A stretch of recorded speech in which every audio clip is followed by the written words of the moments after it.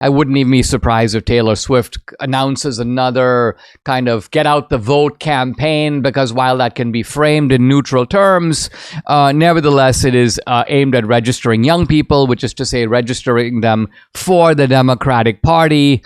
And look, it's not out of the question for Hollywood people or celebrities to coordinate these kinds of stunts. I mean, this goes back decades, right? Remember, it's sort of like you have an actress in Hollywood whose career is flailing. Okay, well, make sure that you're seen with Frank Sinatra and the Rat Pack, at Las Vegas.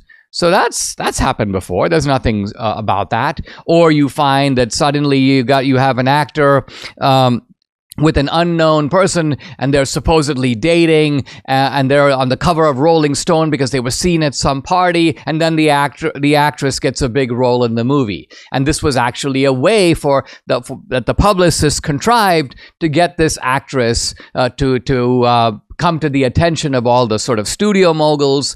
So the notion that people in celebrity land or Hollywood will date even though they're not dating, will appear in public for the purpose of a publicity stunt, this is all familiar territory. There's nothing conspiratorial about this. This happens all the time. So to this degree, I don't think that it's really far-fetched to suggest that Taylor Swift and Travis Kelce might be sort of, I'm not saying that they're not genuinely dating, but nevertheless that they're trying to leverage their celebrity in a way that benefits the Democratic Party.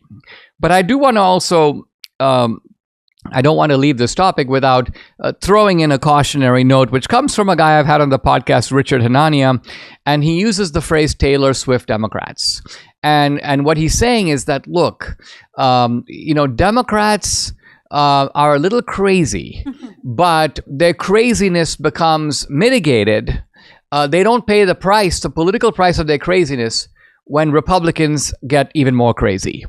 So what he's saying is that Democratic craziness comes out of usually academia. People will say, look at Ibram Kendi, he's such a wacko. And Richard is saying, but look, most Americans don't deal with Ibram Kendi. Most